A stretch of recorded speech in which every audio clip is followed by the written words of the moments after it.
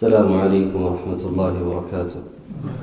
بسم الله الرحمن الرحيم. الحمد لله رب العالمين، وصلي وسلم على أشرف الأنبياء والمرسلين نبينا محمد وعلى آله وأصحابه أجمعين ومن تبعهم بإحسان إلى يوم الدين.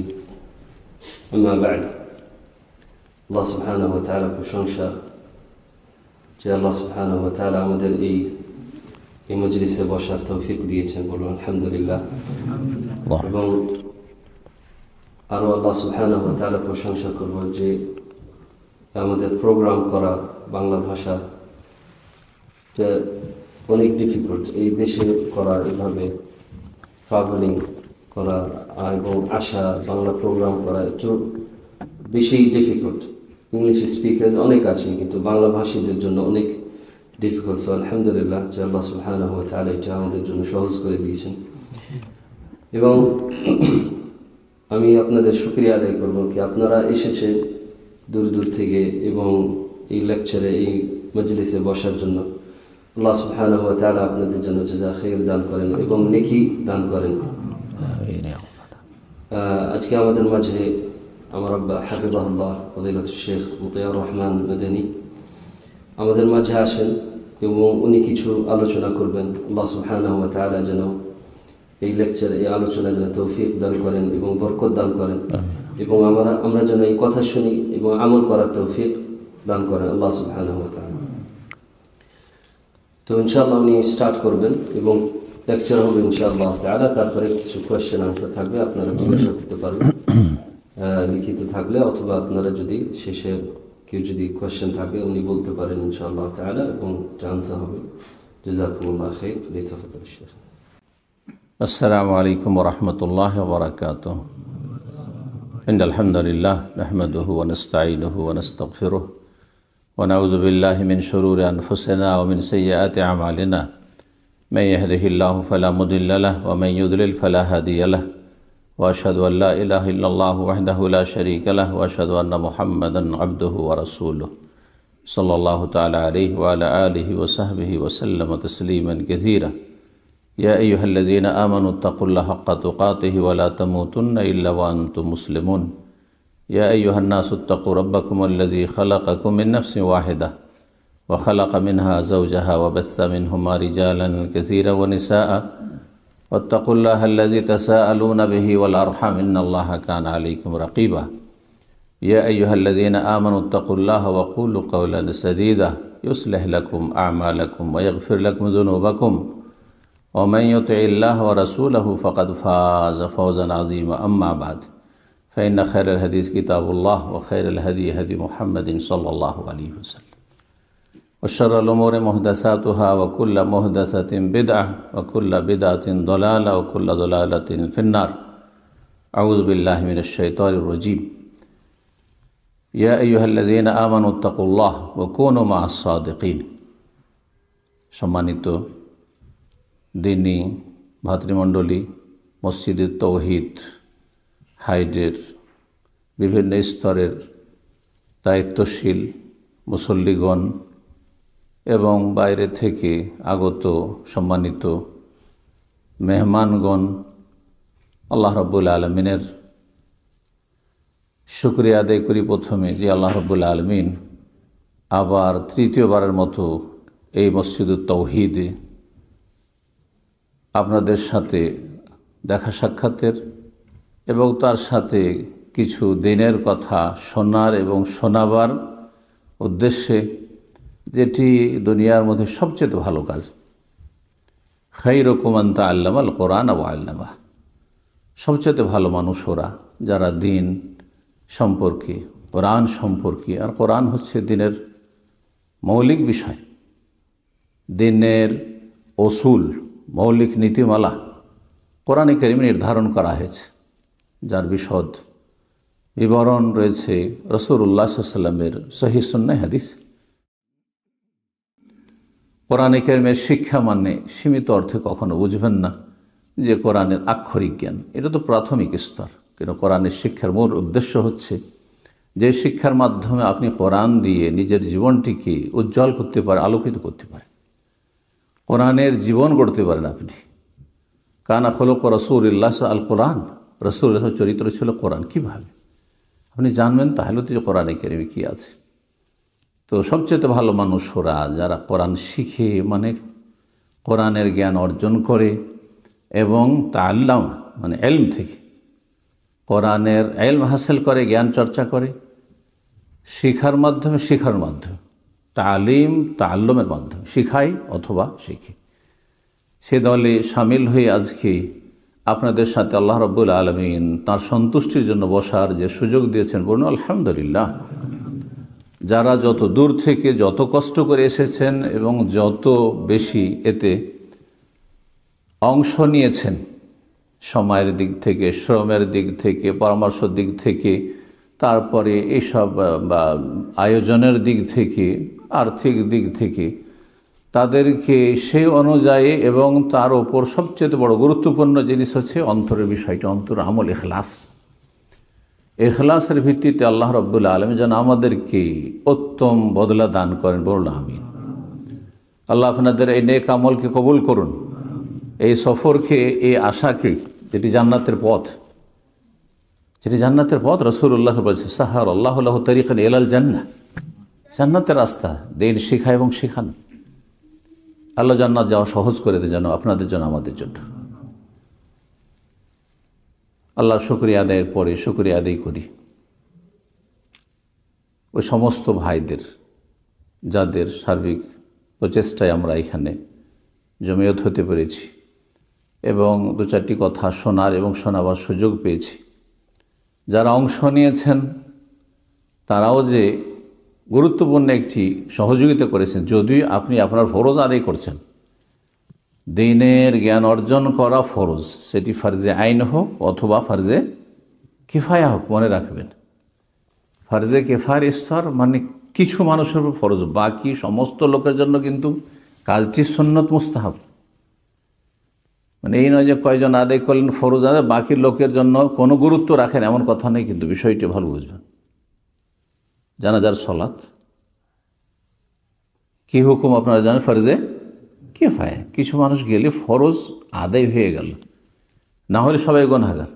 বাকি যেসব লোকেরা গেল না, একদল গেল না, আরেক দল গেল, এতটা সংখ্যা না গেলেও চলতো, ফরজে কিফায়া আদায় হয়ে যেত অল্প কিছু লোক।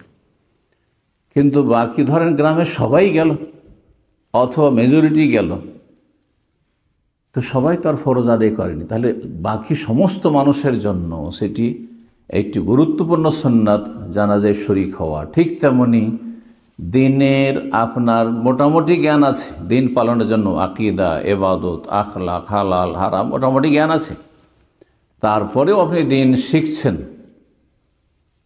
এটি আপনার জন্য কমপক্ষে একটি গুরুত্বপূর্ণ সুন্নাহ।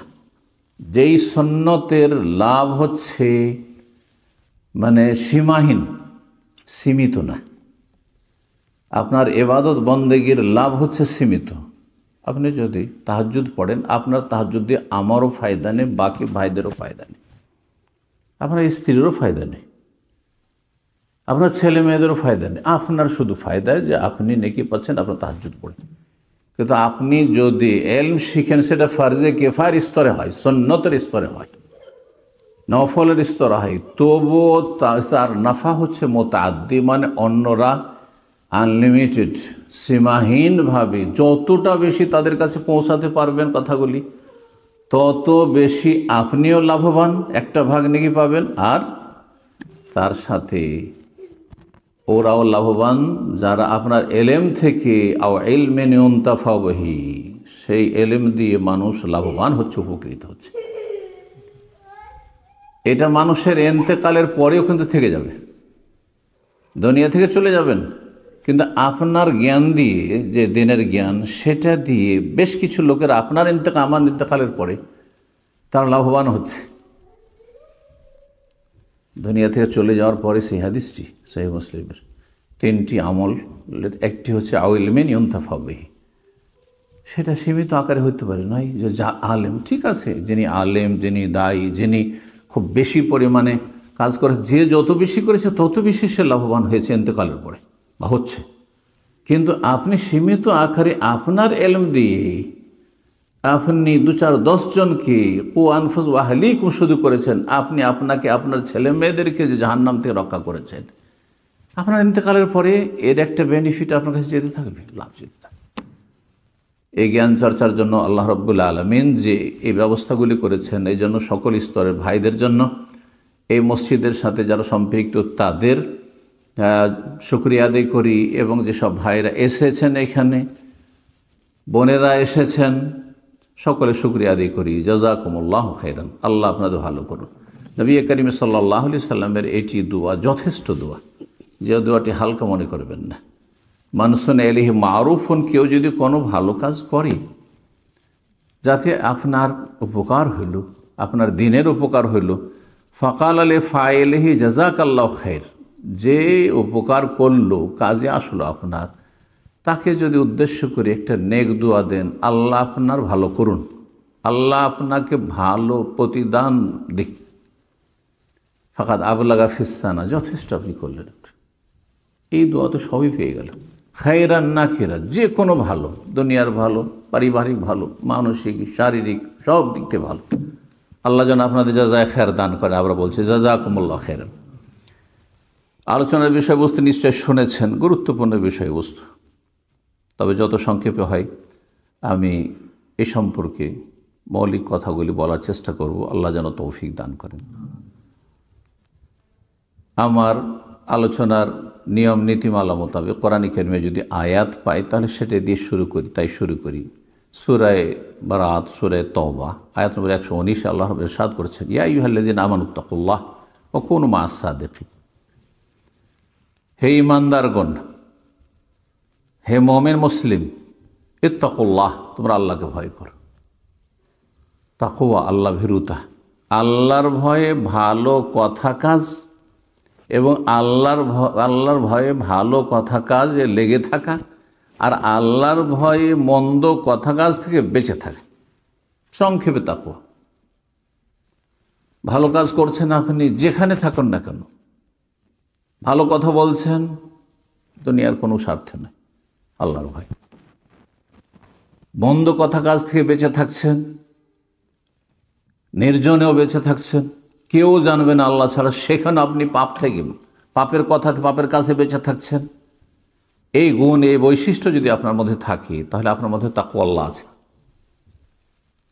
তাকওয়া মানে বেঁচে থাকে। ইত্তাকুল্লাহ, বহু আয়াতে তাকওয়া আল্লাহর কথা রয়েছে বিভিন্ন ভাষায়।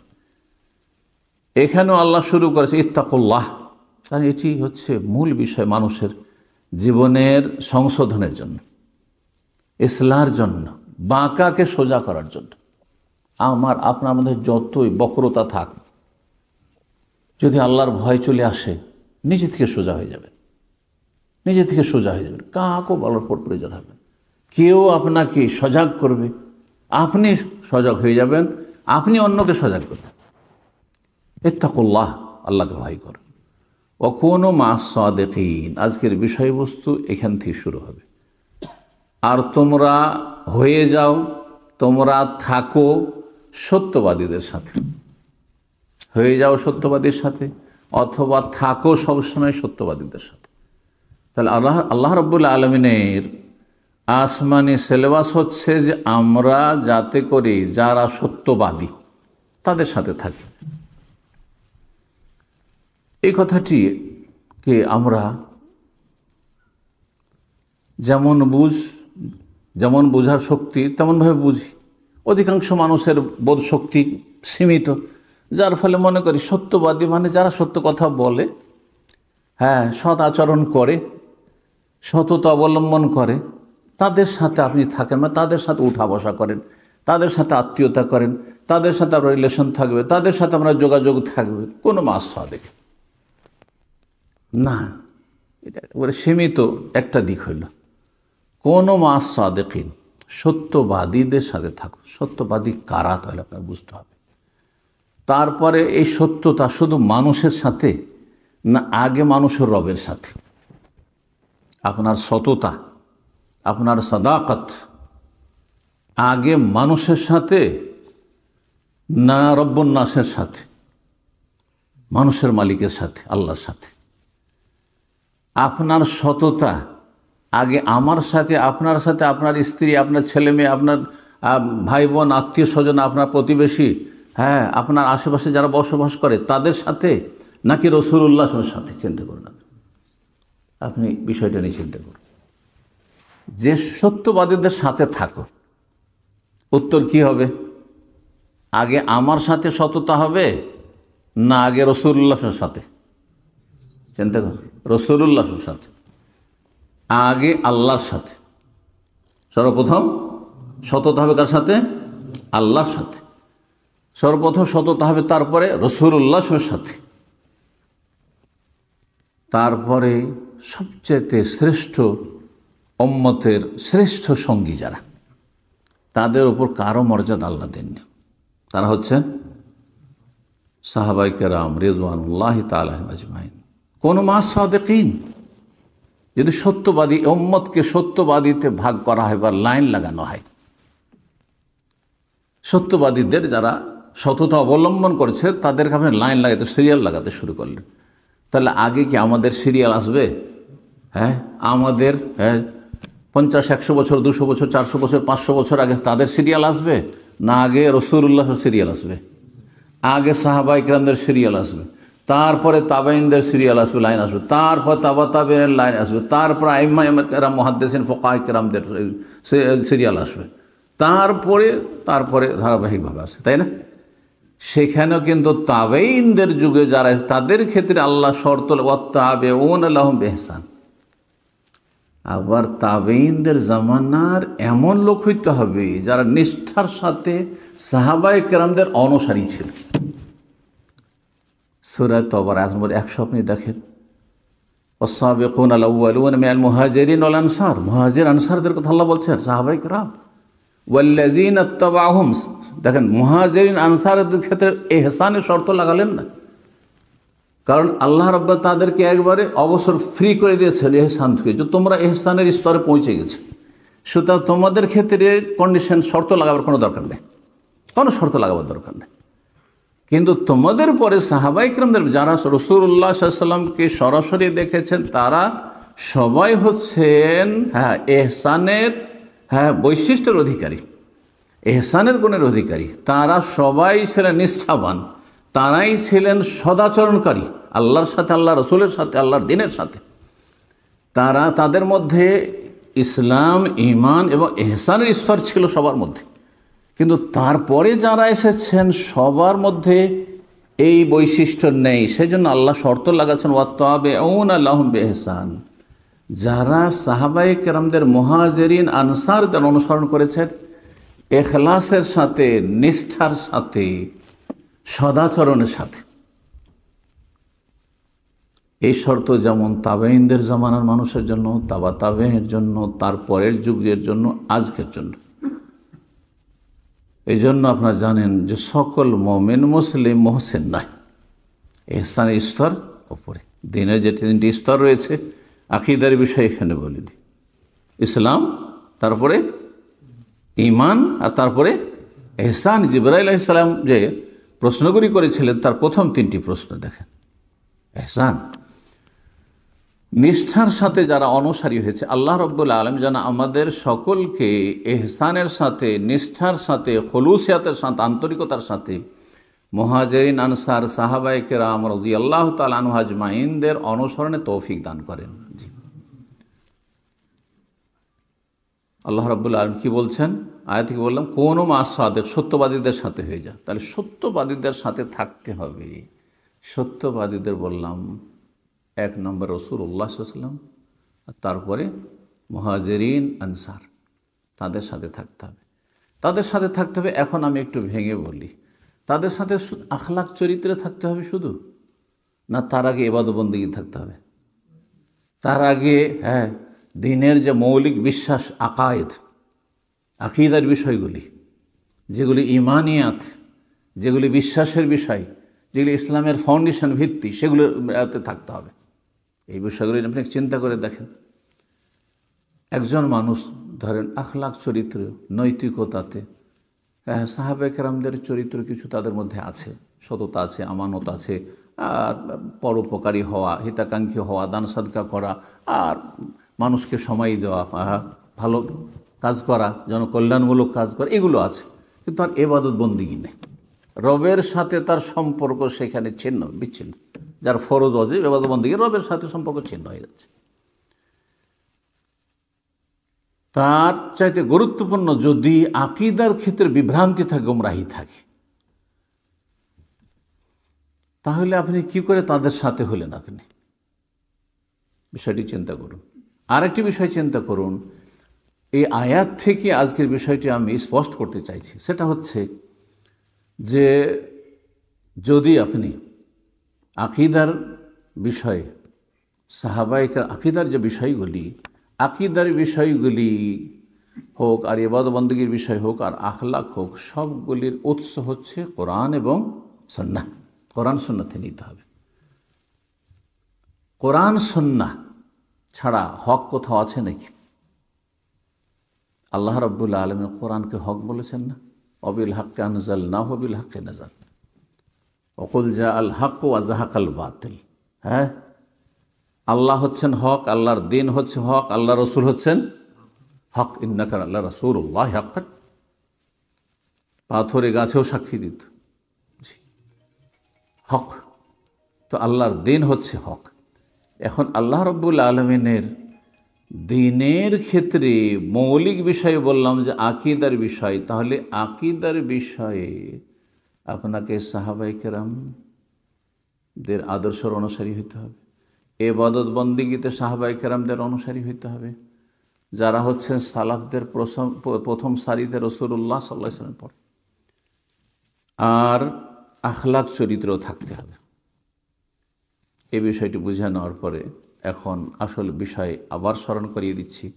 সেটি হচ্ছে মানহাজুস সালাফ, সালাফদের মানহাজ বা আদর্শ বা পদ্ধতি ভুল সংশোধনের ক্ষেত্রে। কারো ধরেন আখলাক চরিত্রে কিছু ভুল আছে, আর কিছু লোক আছে তাদের ইবাদত বন্দেগীতে ভুল আছে। ভুল ইবাদত বন্দেগী, ভুল নামাজ পড়ে, ভুল রোজা রাখে, বিভিন্ন কিছু বিদআত আছে ধরে। আর কারো আকীদাতেই ভুল আছে, বিভ্রান্তি আছে। কে বেশি অপরাধী চিন্তা করুন আপনি। যে বলছে আল্লাহ সব জায়গায়, আর একজন নামাইতে পড়ছে, ইক্তাদাতে বেহাজাল ইমাম পড়ছে, আর একজন চরিত্রে দোষ আছে, কর্কশ ভাষী, ফিতনা করে, ঝগড়া করে মানুষের সাথে, সম্পর্ক খারাপ করে। 3 রকমের দোষ। সবচেয়ে দোষী কে? যে এ কথাই জানে না যে আল্লাহ কোথায়, যে এ কথাই জানে না যে রাসূলুল্লাহ সাল্লাল্লাহু আলাইহি ওয়াসাল্লাম তিনি কি সব গায়েব জানতেন, গায়েব জানার ক্ষমতা ছিল? তিনি কি মানুষকে অসাধারণ ক্ষেত্রে সাহায্য করতে পারতেন? এগুলোর ক্ষেত্রে বিভ্রান্তি। তাহলে কোনো সাদেকিন, সত্যবাদীদের সাথে থাকতে হবে আকীদার ক্ষেত্রে, ইবাদত বন্দেগীর ক্ষেত্রে, আখলাকদের ক্ষেত্রে। সালাফদের আদর্শ পদ্ধতি ভুল সংশোধনের ক্ষেত্রে। সালাফে সালেহিনগণ, সাহাবায়ে কেরামগণ, তাদের ভুলের সম্ভাবনা ছিল না ছিল না? এটা একটি প্রশ্ন। নাকি তারা মাসুম? ভুলের সম্ভাবনা সবার ছিল, ভুলের ঊর্ধ্বে কেউ না। একমাত্র আম্বিয়া রসুলগণকে আল্লাহ রাব্বুল বড় ভুল থেকে মুক্ত রেখেছেন। আর ছোটোখাটো যদি বিচ্যুতি ত্রুটি হয়ে থাকে সাথে সাথে সংশোধন করে দেওয়া আল্লাহ রাব্বুল আলামিনের এটি ছিল দায়িত্ব, আল্লাহ করে দিয়েছেন। কিন্তু আমার আপনার যেমন সারা জীবন ভুল থেকে যেতে পারে, সংশোধন না হইতে পারে, তেমন সাহাবায়ে কেরামদের কাছেও নবী সাল্লাল্লাহু আলাইহি ওয়াসাল্লামের ইন্তেকালের পরই সংশোধনের জন্য ওহী আসার কোনো রাস্তা খোলা ছিল না। তো ভুলের ওপর থেকে যাওয়ার সম্ভাবনা ছিল। আচ্ছা, কারো যদি ভুল থাকে, তাহলে সে যদি জানতে পারে যে আমার ভুল, তাহলে তার করণীয় কি? ফিরে আসবে না এতদিন ভুল করলাম এখন কি করে ফিরব? এই বিষয়গুলি চিন্তা করুন। মক্কা যাচ্ছেন, সৌদি আরব পৌঁছে গেছেন মাশাআল্লাহ, কিন্তু সৌদি আরব ধরে অন্য কোনো সিটিতে নেমেছেন। আর তারপরে মক্কা যাবেন আপনি। এখান থেকে তো ফ্লাইটে না হয় খুব সজাগ হয়ে চেপেছেন, আর এক ফ্ল্যাট থেকে অন্য ফ্ল্যাটে যাওয়ার চান্সও নাই হয়তো, কিন্তু ধরেন বাই রোডে যাচ্ছেন আর তারপরে চলে গেছে 100-200 কিলোমিটার উল্টো রাস্তায় চলে গেছেন, মক্কার দিকে না গিয়ে একেবারে উল্টো রাস্তায় চলে গেছেন, 200-400 কিলোমিটার চলেই গেছেন, তারপরে বুঝতে পেরেছেন এই এত লেট হয়ে গেছে। তারপরে বুঝতে পারলাম 400-500 কিলোমিটার আসার পরে যে মক্কার দিকে না গিয়ে আরো অনেক দূরে চলে গেছি, কাছেই ছিলাম। তো কি করবেন? যাক, এত দূর যখন চলে এসছি আর ফিরে সেদিকে যাব না, নাকি চলতেই থাকি। করবেন কেউ? করবেন না। কিন্তু দিনের ক্ষেত্রে, ইমানের ক্ষেত্রে, আমলের ক্ষেত্রে, জান্নাতের ক্ষেত্রে কিন্তু এমনটা অনেকেই করে। অনেক আলেমদের কাছ থেকে শুনেছি, বিদাতি সমাজের আলেমদের থেকে, যে তাই তো ভাই এতদিন এরকমটা বিশ্বাস করলাম, এতদিন ধরে এরকম কাজ করলাম, এখন যদি বলি সমাজকে যে আমরা ভুলেছিলাম, তো সমাজ তো আমাদেরকে জুতো মারবে। হ্যাঁ, সমাজে কি বলবে আমাদেরকে? আল্লাহর নাম বলছি না, একজন বড় সেই হালাকার, সেই আপনার জগতের, মানে যাদের মধ্যে বিভিন্ন বিদআত রয়েছে তাদের সমাজে বড় একজন শাইখুল হাদিস আলেম, তাকে যখন বলা হইল যে আসলে সালাফে সালেহিনের আকীদা, খুদ ইমাম আবু হানিফা রাহিমাহুল্লাহর আকীদা যে আল্লাহ রাব্বুল আলামিনের হাত আছে হাতের মতো, চেহারা আছে চেহারা আল্লাহর চেহারার মতো, আল্লাহর মতো সব কিছু, কারো সাথে তুলনায় কিন্তু অস্বীকারও নেই, আল্লাহ নিরাকার নন। উনি সূরা 3-এর তাফসিরে অনুবাদ করতে গিয়ে আর একজন উর্দু ভাষা অনুবাদক থেকে তিনি লিখেছেন যে আল্লাহ নিরাকার, জি। আর তারপর যখন তাকে কোন একজন বিজ্ঞ সহিহ আকীদা মানহাজের আলেম বললেন যে এটা ভুল আসলে ছিল আমাদের, হ্যাঁ, কিন্তু আল্লাহ রাব্বুল আলামিন নিরাকার নন, আল্লাহ রাব্বুল আলামিনের এইসব সিফাতগুলি আছে। তখন উত্তরে তিনি বলেছেন, এতদিন বলে এলাম মানুষকে, সারা জীবনটা চলে গেল, হ্যাঁ, দাড়ি চুল সব পেকে গেল, এখন যদি বলি এর বিপরীত, তো লোকজনে কি বলবে? সত্য গ্রহণের বাধা এখানে কিন্তু হাওয়া, কুপ্রবৃত্তি। এটা সালাফদের আদর্শ ছিল না, এটা সাহাবায়ে কেরামদের আদর্শ ছিল না। সাহাবায়ে কেরামগণ যথাসাধ্য সর্বাত্মক চেষ্টা করতেন, প্রথম কথা হক জানার, যে কোনটি হক, আর জানার চেষ্টা করে তখন এমন ব্যবস্থা ছিল না আজকালকার মতো, বড় কষ্ট করেই জানতে হইত, একটা হাদিসের জন্য কত দূর যেতে হইত, সেই মক্কা মদিনা হিজাজ থেকে শাম দেশে ইরাক যেতে হইত, ইরাক থেকে শাম দেশে গেছেন, বহু ঘটনা রয়েছে। আর যদি জানতেন না পারতেন, জানলেই সাথে সাথে ফিরে যাব, এই রকমের মন মানসিকতা ছিল, প্রস্তুত যে কোনো মুহূর্তে জীবনের শেষ প্রান্তে গিয়েও যদি জানতে পারি সত্য, তাহলে সত্য গ্রহণে বাধা কিছু নেই তাদের। তাহলে এই ছিল সালাফদের মানহাজ। তার কিছু নজির, তার কিছু প্রমাণ আপনাদের সামনে পেশ করব। মানুষ মাত্রে ভুল হয়, এই জন্য রাসূলুল্লাহ সাল্লাল্লাহু আলাইহি সাল্লাম বলেছেন, সুনানের হাদিস এবং হাদিসটি সহিহ, কুল্লু বানি আদম খাত্তা, প্রত্যেক আদম সন্তানের কি হয়? ভুল হয়। সাহাবায়ে কেরাম আদম সন্তান না? আদম সন্তানের ভুল হয়। ওয়া খায়রুল খাত্তাইন আত-তাওয়াবুন, আর সবচাইতে ভুলকারী ভালো মানুষ, ওয়া খায়রুল খাত্তাইন, সবচাইতে ভালো ভুলকারী, মানে ভুল করেও ভালো মানুষ। খায়র, ভুল করেছেন কিন্তু ভালো মানুষ আপনি কখন হইতে পারবেন? যদি আপনি বলেন যে না, এতদিন পরে কি করে মানতে পারি, এই কথা কি করে মানতে পারি, আপনি যেটা বলছেন আপনার চেয়ে বড় বড়রা এর বিপরীত বলেছেন, বিভিন্ন অজুহাত, তাহলে জানতো আপনি ভালো মানুষ না, স্যার। আর যদি আপনি ভুল থেকে সংশোধন করে ফিরে আসেন, তাওয়াবুন মানে শুধু গুনাহ থেকে তওবা করা নয়। আর এই হাদিসের অর্থ করতে গিয়ে আমরা সীমিত অর্থ করি, তওবা মানে শুধু গুনাহ থেকে। আর আপনি একটা ভুল সিদ্ধান্ত আছেন, এখানে আরেকটি কথা না বললে স্পষ্ট হয় না, সেটা হচ্ছে দ্বীনের ক্ষেত্রে একটি হচ্ছে ইলমের ফরজ, আরেকটি হচ্ছে আমলের ফরজ। এলমের ফরজ, আরেকটি হচ্ছে আমলের ফরজ। আগে আমল না আগে এলেম? এলেমে যদি ভুল থাকে তো আমল সহি হবে? তাহলে বোঝা যাচ্ছে যে আমল কি সব নির্ভর করছে এলেমের ওপর। এলেম যদি সহি হয় তাহলে আমল সহি। আর আপনার নলেজে যদি রং থাকে, যদি ভুল থাকে, আপনার জানাই ভুল, তাহলে মানার তো ভুল হবেই। ভুল জানছেন, ভুল মানছেন, আপনি ভুল পালন করছেন। তাহলে যখন আপনি এলমের ক্ষেত্রে যখন ভুল জানছেন কোনো কথা, তখন যখনই সহি জিনিস জেনেছেন, আপনাকে সাথে সাথে সংশোধন করতে হবে যে না, এটা যে জানতাম এইভাবে, আসলে এমনটা না, এমন। আপনার এলমের সংশোধন হলো। এলমের সংশোধন যখন হলো, তখন এলমের নির্ভর করছে আকীদা, আপনার ইবাদত বন্দেগীর বিশুদ্ধতা, আপনার আখলাক চরিত্র, হালাল হারাম, তখন সাথে সাথে আপনি সংশোধন করবেন।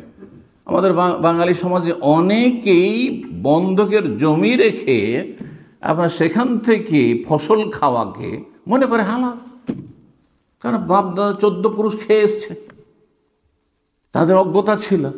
আমাদের অনেক দিনই ভাইরা বিভিন্ন জায়গায় গিয়ে দেখেছি, তারা যখনই জানতে পেরেছে, যেভাবে যেন সরাসরি জানুক আর কোনো সোশ্যাল মিডিয়াতে জানুক, জানতে পেরেছে ভালো আলেমদের কাছ থেকে, তখন সাথে সাথে সংশোধন করেছে, সাথে সাথে সংশোধন করেছে।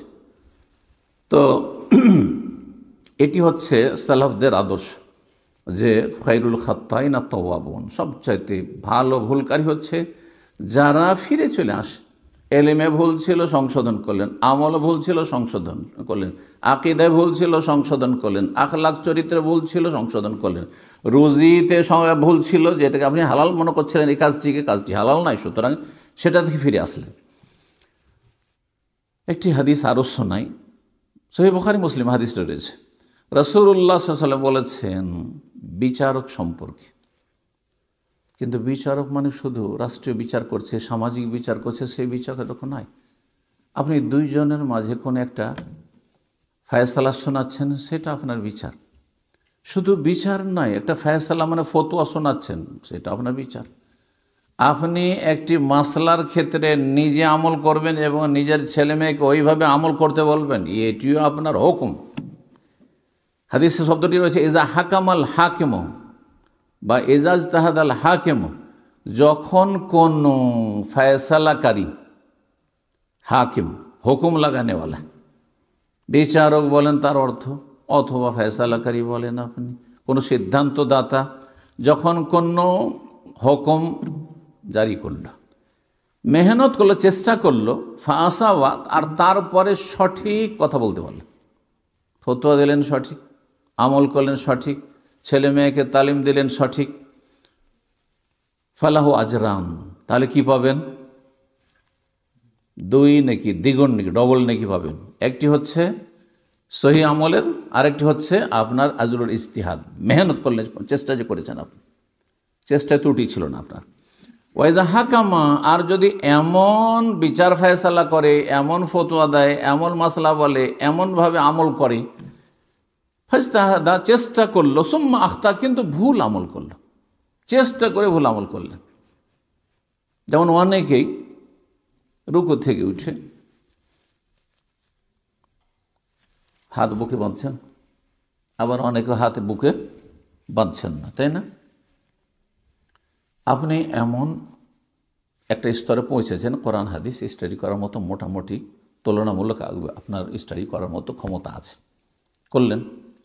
অথবা আপনি সাধারণ মানুষ যারা এইভাবে আমল করছে, তাদেরটার উপর আপনার বেশি আস্থা হয়েছে, যে বুকে হাত বাঁধাটা বেশি ভালো মনে হয়। অথবা এর বিপরীতটা হয়েছে, না, হাতটা ছেড়ে দেওয়াটা, এটা হাত বাঁধার বিষয়টি রুকুর আগে, রুকুর পরে নয়। দুটোই তো ঠিক নয়, একটি ঠিক আরেকটি হয়তো ভুল। অবশ্যই দুটো কখনো ঠিক হয় না, যে কোনো মাসলা মাসাইল হোক। এটি হচ্ছে সঠিক কথা যে আল হাক্কু লা ইয়াতাআদ্দাদু, সত্য একাধিক হয় না। যেমন অঙ্কে 1 1 2 হয়, এটাই ঠিক শুধু, আর বাকি সবগুলি যতই অঙ্ক কষেন না কেন, 1 1 2 ছাড়া 3 বললো, 4 বললো, 10 বললো, সবগুলি ভুল কিনা? তো ভুল অনেক হতে পারে, কিন্তু যেটা ঠিক সেটা হচ্ছে একটি মাত্র। কিন্তু আপনি ইজতিহাদ করে ভাবলেন যে বুকে হাত বাঁধাটাই হয়তো ঠিক, আসলে বাস্তবে ওইটা হয়তো নবী সাল্লাল্লাহু আলাইহি সাল্লামের সাহাবায়ে কেরাম সহিহ সুন্নাহ নয়, কিন্তু আপনার দৃষ্টিভঙ্গিতে সেটাই হয়তো প্রাধান্য পেয়েছে, ভুল আমল করে চলে গেলেন। চেষ্টা কিন্তু করেছেন, ত্রুটি ছিল না আপনার, অন্ধভাবে ফলো করেননি যে না এত বড় বুজুর্গ সেই জন্য অনুসার, এটা ছিল না। কিন্তু আমি সহিটাই চেষ্টা করেছি, তারপরে ভুল করে ফেললেন, ফালাহু আজরুন, তবু এক নেকি পাবেন। আরে ভুল আমল করে এক নেকি পাবেন কেন? এই যে চেষ্টা করেছেন, যদি আমলটা ঠিক হতো তাহলে আর একটা হয়ে যেত, কিন্তু কমপক্ষে একটি নেকি পাবেন। এটা কিন্তু আইম্মায়ে কেরামগণ পেয়েছেন। অনেকেই ধরেন মজহাবের এখনও অনুসরণ করছেন, হানাফি হন আর শাফি হন আর মালিক হন হাম্বলি হন, এই আইম্মায়ে আরবা কিন্তু আপন জায়গায় তারা কিন্তু নেকি পেয়েছে। ভুল ফতোয়া হানাফি মজহাবে রফায়ে দাইন সুন্নত নয়, ইমাম আবু হানিফা রাহিমাহুল্লাহর ইজতিহাদে এটি, তিনি তাতেও এক নেকি পেয়েছেন। কিন্তু আপনার জন্য স্পষ্ট হয়ে গেল যখন সহিহ বুখারীর হাদিস, অন্য অন্য হাদিস, সহিহ হাদিস, যে সারা জীবন রাসূলুল্লাহ সাল্লাল্লাহু আলাইহি ওয়াসাল্লাম রফায়ে দাইন করেছেন, হ্যাঁ বহু সাহাবায়ে কেরাম বর্ণনা করেছেন, আপনার জন্য সত্য স্পষ্ট হওয়ার পরে আপনার জন্য উচিত নয় যে আপনি অন্ধ অনুসরণ করবেন। একদিকে রাসূলুল্লাহ সাল্লাল্লাহু আলাইহি ওয়াসাল্লামের সহিহ কথা আপনার কাছে পৌঁছে গেছে, আর একদিকে ইমাম সাহেবের ভুল ইজতিহাদ আপনার কাছে প্রমাণিত হয়েছে। কারণ এইদিকে হাদিস, ওইদিকে ইমামের উক্তি, কোনটাকে প্রাধান্য দেবেন আপনি? হ্যাঁ, যেটা স্পষ্ট হয়েছে। স্পষ্ট না হলে আপনার জন্য ক্লিয়ার হয়নি, যতদিন আমল করেছেন আল্লাহর কাছে আপনারও কবুল ইনশাআল্লাহ। এই জন্য আমরা আইম্মায়ে কেরামকে কখনো দোষারোপ করি না। যারা অন্ধভক্ত, অন্ধভাবে অনুসরণ, তাদেরকে দোষারোপ করি যে আপনাদেরকে জবাব দিতে হবে। জি, বিষয়টি বোঝার চেষ্টা করবেন। আইম্মায়ে কেরামদের সামনে কেউ বিয়াদবি করবে না যদি সত্যিকারের ও সালাফি আলেম হয়, কিন্তু আইম্মায়ে কেরামদের দোহাই দিয়ে আপনি ভুল পথে থেকে যাবেন অন্ধভাবে, এটাকে যখন সমর্থন করা আরও বড় ভুল, আরও বড় অপরাধ। আল্লাহ বুঝার তৌফিক দান করুন। এই হাদিস দ্বারা প্রমাণিত হয় যে মানুষ ভুলের ঊর্ধ্বে নয়, তাই না? কারণ যে বিচার ফয়সালা করবে, ফতোয়া দিবে, তাকে দুই ভাগে ভাগ করার, একজন ঠিক করেছে, যদি ঠিক করে থাকে তাহলে দ্বিগুণ নেকি, না আর যদি ঠিক হয় তার উত্তর বা তার কথা, তাহলে সে চেষ্টা করেছে, চেষ্টা করার যোগ্যতাও ছিল ইজতিহাদের, সুতরাং সেই ব্যক্তি এক নেকি পেয়েছে। তার মানে ভুল মানুষের হতেই পারে। দ্বিতীয় বিষয়টি যে ভুল যদি স্পষ্ট হয়ে যায় তাহলে আল্লাহর দিকে ফিরে আসবে, সত্যকে গ্রহণ করবে, সত্যকে গ্রহণে যেন অন্য কোনো বাধা সামনে না দাঁড়ায়। সালাফে সালেহিনদের আদর্শ এটি ছিল, সালাফে সালেহিনের পদ্ধতি এটি ছিল যে তারা সর্বাত্মক চেষ্টা করতেন সত্যকে জানার। রাসূলুল্লাহ সাল্লাল্লাহু আলাইহি ওয়াসাল্লাম যতদিন ছিলেন সরাসরি জানার চেষ্টা করতেন, সেখানে গিয়ে চূড়ান্ত ফয়সালা হয়ে গেল। আর রাসূলুল্লাহ সাল্লাল্লাহু আলাইহি ওয়াসাল্লাম ইন্তেকালের পরে সাহাবায়ে কেরামগণ তারা সিনিয়রদের থেকে যে বেশি যোগ্য বা যার কাছে জানতে পারতেন যে যদিও সে জুনিয়র, অনেক সময় জুনিয়র, কিন্তু তার কাছে এই সম্পর্কে জ্ঞান আছে, হ্যাঁ, তার কাছ থেকে গিয়ে নিশ্চিত হতেন, কনফার্ম হতেন, আর তারপর আমল করতেন, তারপরে সংশোধন হয়ে যেতেন। এইরকম বেশ নজির রয়েছে। আমি দুই একটি আপনাদের সামনে এখন বর্ণনা করি। সত্যিকারের যদি সাহাবায়ে কেরামদের অনুসারী হই আমরা, আর সাহাবায়ে কেরামদের অনুসারী হওয়া ছাড়া মুক্তিও নেই, কিন্তু এটিও শুনে রাখেন। ফাইন আমানু বিমিসলি মা আমানতুম বিহি ফাকাদ ইহতাদাও, আল্লাহ বলছেন সূরা বাকারা 137 নম্বর আয়াত। আল্লাহ বলছেন যে তারা যদি, মানে পরের লোকেরা, আমরা সাহাবায়ে কেরামদের যুগের পরের লোকেরা, যখন এই আয়াত নাজেল হয়েছে তারপরে যারা ইসলাম কবুল করেছে তারা, ফাইন আমানু, তারা যদি ঈমান নিয়ে আসে, যেমন তোমরা ঈমান নিয়ে এসছো হে মুসলিমরা, যখন নাজেল হচ্ছে মুসলিমদেরকে সম্বোধন আল্লাহ বলছে, সুবহানাল্লাহ, তোমরা যেমন ঈমান নিয়ে এসছো সেই রকম যদি তাদের ঈমান হয়, ইলমের ক্ষেত্রে, আকীদার ক্ষেত্রে, ইবাদত বন্দেগীর ক্ষেত্রে, তাদের ঈমান যদি ওই রকম ধরনের হয়, মানে ওই তরিকার হয়, কোয়ালিটিতে সমান সমান এটা কথা নাই, কিন্তু ওই তরিকার, ওই পথের পথিক হইতে হবে। ফাকাদ ইহতাদাও, তাহলেই তারা কিন্তু হেদায়েত প্রাপ্ত, মানে জান্নাতের রাস্তা পেয়ে গেছে, হেদায়েত প্রাপ্ত। ওয়াইন তাওয়াল্লাও, আর যদি উল্টো দিকে ফিরে যায় তাহলে আপোষে বিরোধ তারা সৃষ্টি করেছে। ফাসায়াকফিকাহুমুল্লাহ, আল্লাহ তাদের অনিষ্টের জন্য যথেষ্ট, আল্লাহ তাদের শাস্তি দেওয়ার জন্য, পাকড়াওয়ার জন্য যথেষ্ট। এর চাইতে বড় ধমক আর কি হইতে পারে? তো আব্দুল্লাহ বিন আব্বাস রাদিয়াল্লাহু তাআলা আনহু বর্ণনা করছেন এই মর্মে যে একদিন ওয়াইনা বিন হিসন আল ফাজারি একজন বেদুইন সাহাবী ছিলেন। আর বেদুইনরা সভ্যতা সংস্কৃতিতে একটু দূরে থাকে, আদব তাহজিব অতটা বুঝতো না, শিক্ষাও ছিল না, আর শহরে বসবাস করতেন না। তো তিনি আসলেন, আসার পরে তার এক ভাতিজা ছিল আত্মীয়, হুর বিন কাইস, তার কাছে অবতরণ করলেন। এই হুর বিন কাইস ওমর রাদিয়াল্লাহু তাআলার খেলাফত আমল ছিল, নবী করিম সাল্লাল্লাহু আলাইহি ওয়াসাল্লামের জামানা শেষ হয়েছে, আবু বকর সিদ্দিক রাদিয়াল্লাহু তাআলার জামানা শেষ হয়েছে, ওমর রাদিয়াল্লাহু তাআলা খলিফা ছিলেন সেই সময়। এই হুর বিন কাইস তিনি দিনের জ্ঞানের ক্ষেত্রে তার যোগ্যতার কারণে ওমর রাদিয়াল্লাহু তাআলা আনহু এই যুবককেও কাছাকাছি রাখতেন। ওমর রাদিয়াল্লাহু তাআলা আনহুর একটি সুন্দর আদর্শ ছিল যে বয়োজ্যেষ্ঠদেরকে তো, প্রবীণদেরকেও তো রাখতেন কাছাকাছি, হ্যাঁ, তাদের সম্মান রয়েছে এবং তাদের অভিজ্ঞতা রয়েছে সেই জন্য, কিন্তু কিছু ইয়াং জেনারেশন যুবকদেরকেও রাখতেন কাছাকাছি, তাদেরকে উপদেষ্টা হিসাবে রাখতেন, তাদের কাছ থেকে পরামর্শ নিতেন কোনো পরামর্শের প্রয়োজন হয় রাষ্ট্রীয় ক্ষেত্রে, বিভিন্ন সমস্যার ক্ষেত্রে। এই হুর বিন কাইস তাদের একজন ছিলেন। তো বলছেন ওয়াকান আল কুররাও আসহাব মাজালিস ওমর ও মুশাওয়ারাতিহি কুহুলান কানু আও শুববানা, তার যারা সংসদ সদস্য ছিল, উপদেষ্টা ছিল, তারা প্রবীণ ছিল আর কিছু যুবক ছিল। ওয়াইনা একদিন তার ভাতিজা এই যুবক ছেলেকে বলল যে আবনা আখি, ভাতিজা, লাকা ওয়াজহুন ইনদা হাজাল আমির, তোমার এই আমিরুল মুমিনের কাছে বড় একটা মর্যাদা রয়েছে, আর আমি সাধারণ মানুষ হয়তো গিয়ে এইভাবে সুযোগ পাবো কি পাবো না কথা বলার, হ্যাঁ, ভয় পাচ্ছি। তো ওমর রাদিয়াল্লাহু তাআলা আনহুকে অনেকে ভয় পেতেন দূর থেকে। তো তুমি এক কাজ করো, আমার জন্য একটু ব্যবস্থা করো যাতে করে ওমর রাদিয়াল্লাহু তাআলার সাথে সরাসরি দেখা করে আমি কথা বলতে পারি। তো বলছেন ফাস্তাযান লি আলাইহি, ওমর রাদিয়াল্লাহু তাআলার কাছে তুমি আমার জন্য একটু পারমিশন নাও যে আমাকে যাতে করে একটু কথা বলা, তার সাথে দেখা করার সুযোগ মিলে যায়। ক্বালা সাআস্তাযিনু লাকা আলাইহি, ঠিক আছে চাচা, আপনার জন্য আমি অনুমতি চেয়ে নেব আমিরুল মুমিনের কাছে। ইবনে আব্বাস রাদিয়াল্লাহু তাআলা আনহুমা বললেন তিনিও একজন যুবক আর উপদেষ্টা ছিলেন ওমর রাদিয়াল্লাহু তাআলার খেলাফত আমলে। ফাস্তাযানাল হুর, এই হুর ভাতিজা চাচা ওয়াইনার জন্য অনুমতি চাইলেন। ফাযানা লাহু ওমর, ওমর রাদিয়াল্লাহু তাআলা অনুমতি, ঠিক আছে তোমার চাচাকে নিয়ে আসো।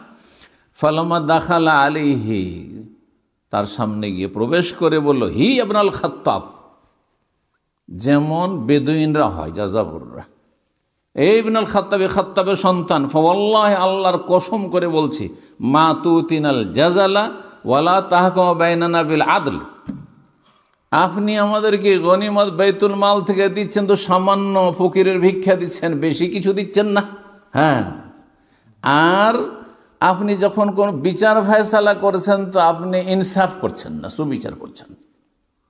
কত বড় অপবাদ! ফাগাযিবা ওমর, ওমর রাদিয়াল্লাহু তাআলা আনহু প্রাকৃতিকভাবে রাগী মানুষ, আর কথাও রাগের ছিল, অবাস্তব মিথ্যা কথা ছিল, রাগান্বিত হইলেন। হাত্তা হাম্মা বিহি, চাইলেন যে তাকে ধরে ফেলি। আর ওমর রাদিয়াল্লাহু তাআলা হাতে একটি, যেটাকে বলা হতো দিররা বা দুর্রা বলা হইতো, দুরকম উচ্চারণ করা হয়েছে, কোড়া থাকতো, যদি কাউকে টেढ़া ব্যাকা দেখতেন তো সোজা করে দিতেন। তো তাহাম্মা বিহি, মনে হচ্ছে ধরিয়ে নেবেন আর মার দেবেন। ফাকাল আল্লাহ হুর ইয়া আমির আল মুমিনিন, তখনই ভাতিজা বলছে হে আমিরুল মুমিনিন, ইন্নাল্লাহ তাআলা ক্বালা লিনবিয়িহি সাল্লাল্লাহু আলাইহি ওয়াসাল্লাম, স্বয়ং আল্লাহ তাআলা নবী সাল্লাল্লাহু আলাইহি ওয়াসাল্লামকে সম্বোধন করে বলেছেন খুযিল আফওয়া ওয়া আমর বিল উরফি ওয়া আরিদ আনিল জাহিলিন ওয়া হাযা মিনাল জাহিলিন।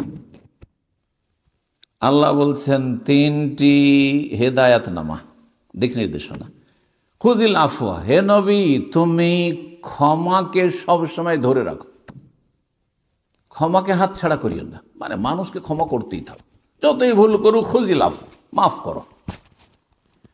আর কি ওয়ামর বিল উরফি, ভালো কথা বলা, মানুষকে ভালো উপদেশ দিতে থাকে, শোনুক আর না শোনুক, মানুক আর নাই মানুক। ওয়ারিজ আনিল জাহেলিন, আর তৃতীয় হেদায়েত হচ্ছে, দিক নির্দেশনা হচ্ছে যে মূর্খদেরকে উপেক্ষা করে, ইগনোর করা। যারা জাহেল মূর্খ, তাদের কি বেয়াদবি করলো আর না করলো, কি খারাপ কথা বললো না করলো, হ্যাঁ, আর কি সীমা লঙ্ঘন করলো, বাড়াবাড়ি করলো, ওইসব ভ্রুক্ষেপই করিও না। জাহেল মূর্খকে এড়িয়ে চলো, উপেক্ষা করো, শুনেও না শোনার ভান করা, যেটাকে বলা হয়, বলছেন তো। আরে জানিল জাহেলিন, মূর্খকে উপেক্ষা করে একটু। এই কথা শোনার পরে আল্লাহ রসুলকে এই কথা বলেছেন সাল্লাল্লাহু আলাইহি ওয়াসাল্লাম, আপনি তো রসুলের খলিফা আমিরুল মুমিনিন, হ্যাঁ, সুতরাং এই চাচা বেয়াদবি করেছে, একটু ক্ষমার দৃষ্টিতে দেখুন, হ্যাঁ, আর ভালো একটা উপদেশ দেন ওকে, হ্যাঁ, যাতে ভালো মানুষ হয়ে যায়, আদব কায়দা শিখে নেয়, আর এর মূর্খামিকে একটু উপেক্ষা করুন, ইগনোর করুন আপনি। সুবহানাল্লাহ, একেবারে মনে হচ্ছে আল্লাহর পক্ষ থেকে আয়াত, এমনভাবে তাকে স্মরণ করিয়ে দেওয়া হয়েছে। আমার চাচা মূর্খ মানুষ, আপনি মূর্খকে একটু উপেক্ষা করবেন না, এড়িয়ে চলবেন না, আপনি একে ইগনোর করবেন না, ছাড়ে নাকি? ওয়াল্লাহি, আল্লাহর কসম করে হুর বলছেন, মা আব্দুল্লাহ বিন আব্বাস রাদিয়াল্লাহু তাআলা বলছেন, মা জাওয়াজাহা উমর হিনা তালাহা আলাইহি, যেমনই আয়াত তেলাওয়াত করা, একটি কথাও আর বললেন না ওমর রাদিয়াল্লাহু তাআলা আনহু, আর কোনো রকমের রাগ প্রদর্শন করলেন না, ঠান্ডা হয়ে গেলেন, সাথে সাথে ঠান্ডা হয়ে গেলেন। এই হচ্ছে সালাফদের আদর্শ, সালাফদের পদ্ধতি, নিজের জীবনের সংশোধনের ক্ষেত্রে আর অন্যদের সংশোধনের ক্ষেত্রে। ওয়াকান ওয়াক্কাফান ইনদা কিতাবিল্লাহ, আল্লাহর কিতাব যেখানে থামিয়ে দিত, স্টপ, সাথে সাথে থেমে যেতে। ওমর রাদিয়াল্লাহু তাআলা, যতই রাগী মানুষ হন না কেন, কারণ রাগী মানুষ অনেক সময় কন্ট্রোলের বাইরে চলে যায়, নিজেকে সামলাতে পারে না, অনেক সময় চেষ্টা করে যে আমি ঠান্ডা হয়ে যাবো, কিন্তু ঠান্ডা হতে পারে না। কিন্তু যখন আল্লাহর কথা বলা হইতো, ওয়াক্কাফান ইনদা কিতাবিল্লাহ, আল্লাহর কিতাবের কথা বললে সাথে সাথে একেবারে বরফের মতো ঠান্ডা হয়ে যেতেন, কোথায় রাগ সব চলে যেত। সহিহ বুখারী 6742 নম্বর হাদিস। আপনাদেরকে আরেকটি ঘটনা শোনাই। খাব্বাব ইবনুল আরাত রাদিয়াল্লাহু তাআলা আনহু ইসলামের ইতিহাসে মক্কি জীবনে প্রথম সারিতে ইসলাম গ্রহণ করেছেন। এমন সময় তিনি ইসলাম গ্রহণ করেছেন, গরিব মানুষ ছিলেন, একজন আপনার কামার ছিলেন, তো বড়ই কষ্ট দিয়েছে জালেম কাফের নেতারা মক্কার, তাকে বড়ই জুলম অত্যাচারের শিকার হয়েছেন খাব্বাব রাদিয়াল্লাহু তাআলা আনহু। যেমন জুলমের শিকার হয়েছেন বেলাল রাদিয়াল্লাহু তাআলা আনহু, যেমন জুলমের শিকার হয়েছেন ইয়াসের, আম্মার, সুমাইয়া রাদিয়াল্লাহু তাআলা আনহু আজমাইন। তো এই খাব্বাব রাদিয়াল্লাহু তাআলা আনহুর সম্পর্কে একটি হাদিস রয়েছে। একদিন ইবনে মাসউদ রাদিয়াল্লাহু তাআলা আনহু দেখছেন যে খাব্বাব রাদিয়াল্লাহু তাআলা আনহু গোল্ডের আংটি পরে আছে, স্বর্ণের আংটি পরে আছে। আজকাল স্বর্ণের আংটি যদি কারো হাতে থাকে, সাধারণ মানুষ, একেবারে সাধারণ, হয়তো আপনি সেটাকে খুব একটা বড় অপরাধ মনে করবেন না, কিন্তু যাদের মাশাআল্লাহ মুখে দাঁড়িয়ে আছে, হ্যাঁ, আলেম নাই হোক, আমাদের কথা বাদ দেন, তালেব ইলম বা আলেম যারা, বা মসজিদের ইমাম, সাধারণ মানুষ দাঁড়িয়ে আছে, হয়তো আরে দাঁড়িয়ে রাখে, 5 ওয়াক্ত নামাজ পড়ে, আর হ্যাঁ স্বর্ণের আংটি পড়ে, তাই না? যেন কত বড় অপরাধী আপনার কাছে হয়ে গেছে, তাই না? ভুল হতে পারে মানুষের, ভুলের সংশোধন আপনাকে উত্তম পন্থায় করতে হবে। কোনো ব্যক্তি ইবাদত বন্দেগীতে এগিয়ে আছে বা বেশ কিছু আমলে এগিয়ে আছে, তার মানে এই নয় যে সে ভুলের ঊর্ধ্বে চলে গেছে, ভুল থাকতে পারে। এটা প্রমাণ করে খাব্বাব রাদিয়াল্লাহু তাআলার ঘটনা। ইসলামের প্রথম দিকে ইসলাম গ্রহণ করেছেন মক্কায়, তারপরেও রাসূলুল্লাহ সাল্লাল্লাহু আলাইহি সাল্লামের জামানার পর পর্যন্ত তিনি হয়তো হাদিসটি জানতেন না, অথবা কেউ কেউ জানতেন কিন্তু ভেবেছেন যে এটি হারাম নয়, এটি মাকরুহ তানজি, অপছন্দনীয় হতে পারে, দৃষ্টিভঙ্গির পার্থক্য, এটা নিষেধাজ্ঞা হয়তো আছে, কিন্তু আপনি সেটাকে হারাম মনে করছেন, আরেকজন মনে করছেন না এটা হয়তো মাকরুহ জিনিস। হতে পারে এই ভুল, বিশিষ্ট ব্যক্তি থেকে ভুল হতে পারে, তার সংশোধনের একটা পদ্ধতি রয়েছে সাহাবায়ে কেরামদের। তো ইবনে মাসউদ রাদিয়াল্লাহু তাআলা আনহু দেখলেন যে খাব্বাব স্বর্ণের আংটি পরে আছে, তখন তাকে বললেন আলাম ইয়ানে লিহাযাল খাতমা ইউলকা, এই আংটির কি এখনো ফেলে দেওয়ার সময় হয়নি? কত ভদ্র ভাষায় চিন্তা করুন তো দেখি। আজ আপনি যদি দেখতেন কারো হাতে, তাহলে বলতেন যে কি আপনি মুসলমান? হ্যাঁ, হাতে একটা চেন দেখছেন, অত গলা একটা চেন। আমাদের ইয়াং জেনারেশন আজকাল এই অনেক হয়ে গেলে পড়ছে, আল্লাহ হেদায়েত করুক। কি বলছেন? বলছেন না যে আপনার সময় হয়নি, এই কথা বলছেন না, বা খাব্বাব তোমার সময় হয়নি। ইবনে মাসউদ খুব সিনিয়র সাহাবী, হ্যাঁ, ইবনে মাসউদ এত সিনিয়র সাহাবী এবং এত ঘনিষ্ঠ জন রাসূলুল্লাহ সাল্লাল্লাহু আলাইহি ওয়াসাল্লামের, যে তার সম্পর্কে বাইরে থেকে যারা আসতো মক্কায়, তারা বুঝতেই পারতো না যে এটা বাইরের মানুষ, মনে করতো যে রাসূলুল্লাহ সাল্লাল্লাহু আলাইহি ওয়াসাল্লামের ফ্যামিলির একজন মেম্বার। এত ঘনিষ্ঠতা ছিল রাসূলুল্লাহ সাল্লাল্লাহু আলাইহি ওয়াসাল্লামের সাথে। কি জন্য? যে দুখুলি আলী, কোনো পারমিশনে বাড়িতে ঢুকে গেলেন, বাইরের লোক হলে দাঁড়িয়ে থাকবে, অনুমতি চাইবে, কেউ আসবে, অত বাইরে থেকে কথা বলে বিদায় করে দিবে। অনেক সময় দেখা যেত ভিতরে গিয়ে রাসূলুল্লাহ কথা বলছেন, এতে বাইরের যারা আসতো ইসলাম গ্রহণের জন্য, অথবা নিউ মুসলিম হয়তো দূরে ইসলাম গ্রহণ করেছে, তারপর আসতো, ভাবতো যে ইবনে মাসউদ নবী সাল্লাল্লাহু আলাইহি ওয়াসাল্লামের একজন পরিবারের সদস্য। আব্দুল্লাহ মাসউদ রাদিয়াল্লাহু তাআলা আনহুর আদব দেখেন, তাহলে সংশোধনের আদব, হ্যাঁ, আর সংশোধনকে করিয়ে দিলে সেটা গ্রহণের আদব সালাফে সালেহিনের, সাহাবায়ে কেরামদের। একটা ভালো কথা কেউ যদি বলে, আজকাল কিন্তু এত অহংকার কাজ করছে মুসলিম সমাজে অধিকাংশ লোকের মাঝে, যে একটা লোক ভালো কথা বলছে, যান আপনার কাজ করেন। আরে ভাই, আপনার হিতাকাঙ্ক্ষী বলছে, আপনাকে জাহান্নামের রাস্তা থেকে উদ্ধার করার জন্য চেষ্টা করছে, আপনাকে জান্নাতের পথে লাগাবার চেষ্টা করছে, আপনি ভালোভাবে সেটাকে কবুল করেন। আপনি কিন্তু না করে আপনি আরও, হ্যাঁ, রুক্ষ ভাষা ব্যবহার করছেন, আপনি খারাপ আচরণ করছেন আপনি। তো বলছেন, কি বলছেন? আলামিয়ান লিহাযাল খাতাম, এই আংটিটির কি সময় হয়নি? এ কথা বলছেন না যে খাব্বাব তোমার এখনো সময় হয়নি সংশোধনে, খাব্বাব এখনো তুমি আংটিটা ফেলতে পারোনি। বলছেন এই আংটির কি সময় হয়নি এখনো তাকে নিক্ষেপ করার? ইনডাইরেক্ট কথা বলছে, যাতে করে সরাসরি আক্রমণ না হয়। খাব্বাব বলছেন আমা ইন্নাকা লান তারাহু আলিয়া বাদার। দেখেন হক সত্য গ্রহণ কেমনভাবে, কিভাবে সাদরে গ্রহণ করছে, কি সহজে গ্রহণ করছে, জি, আর কি বিনয়ের সাথে, কি একেবারে সোজা হয়ে আত্মসমর্পণ করছেন, সারেন্ডার করছেন হকের সামনে। বলছেন শোনেন, ইবনে মাসউদকে বলছেন শোনেন, আমা ভালো করে শোন, ইন্নাকা লান তারাহু আলাইয়া বাদাল, আজকের পরে এই আংটি জীবনে আমার হাতে দেখবেন না। আজকের পরে এই আংটি আমার হাতে জীবনেও দেখবেন না। ফাআলকাহু, সাথে সাথে ফেলে দিলেন, ছুঁড়ে ফেলে দিলেন।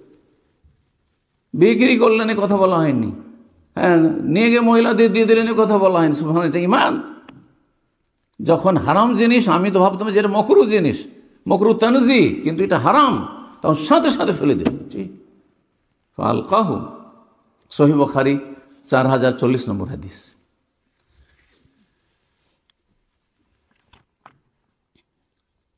ওমর রাদিয়াল্লাহু তাআলা আনহুর আদর্শের কথা শোনাই।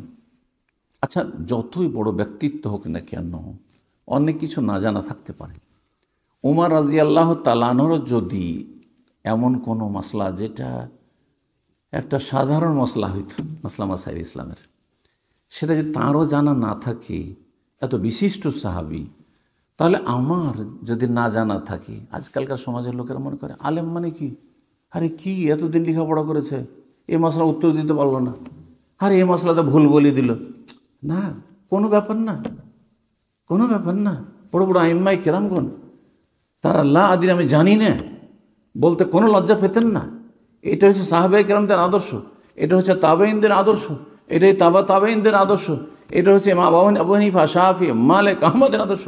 ইমাম মালিক রাহিমাহুল্লাহ, হ্যাঁ, 40-এর বেশি মাসাইল জিজ্ঞাসা করা হচ্ছে, বলছে আল্লাহ আদির, আমার জানা নেই। ঘুরিয়ে পেঁচিয়ে বলছেন না, আচ্ছা ঠিক আছে আমি ব্যস্ত আছি পরে বলি। আজকাল বড় চালাক হয়ে গেছে মুফতিরাও, তাই না? এখন খুব ব্যস্ত আছে, ও জানে না আসলে। হ্যাঁ, সত্যি বলে জানা নেই আমার, এটা সম্মান বেড়ে যাবে, কারণ সম্মান দেন ওয়ালা রব্বুল আলামিন। জি, তো এই হাদিসটি খুব গুরুত্বপূর্ণ হাদিস। আবু সাঈদ খুদরি রাদিয়াল্লাহু তাআলা আনহু বর্ণনা করছেন, বলছেন কুন্না ফি মাজলিসিন ইনদা উবাই বিন কাব, আমরা একদিন উবাই বিন কাব রাদিয়াল্লাহু তাআলা প্রখ্যাত হাফেজ, কারি এবং তারাবির ইমাম ছিলেন। কার জামানায়? ওমর রাদিয়াল্লাহু তাআলা খেলাফত আমলে তারাই পড়ার জন্য দায়িত্ব দিয়েছিলেন দুইজন সাহাবী। একজন হচ্ছেন উবাই বিন কাব আর একজন তামিম আদ-দারি। মুয়াত্তা মালিকের সহি বিশুদ্ধ হাদিস রয়েছে, আইয়াকুমা বিন্নাসে বিইহদা আবা আইয়াকুমা লিন্নাসে বিইহদা আশারাতা রাকাতান, তারা উভয়ে যেন জনগণকে কত রাকাত তারাই পড়ায়? 11 রাকাত তারাই পড়ায়। এহদা আশারাত, এহদা 1 আর আশারা মানে 10, 11 রাকাত তারাই পড়ায়। এইটি হচ্ছে সহি হাদিস যে ওমর রাদিয়াল্লাহু তাআলা সুন্নত হচ্ছে 11 রাকাত। আর জয়ীফ হাদিস, ভিত্তিহীন বিচ্ছিন্ন সনদের হাদিস যে ওমর রাদিয়াল্লাহু তাআলা আনহুর যুগে লোকেরা 20 রাকাত পড়ত। জি, এটি সুন্নত নয়। এই জন্য নবী সাল্লাল্লাহু আলাইহি ওয়াসাল্লামের সুন্নত 20 নয়, আমলের সুন্নত। এমনকি আবু বকরের সুন্নত নয়, এমনকি ওমরেরও সুন্নত নয়। সুন্নাত ওমর, সুন্নাত ওমর বলে যে প্রচার করা হচ্ছে, এটাও কিন্তু ভুল তথ্য।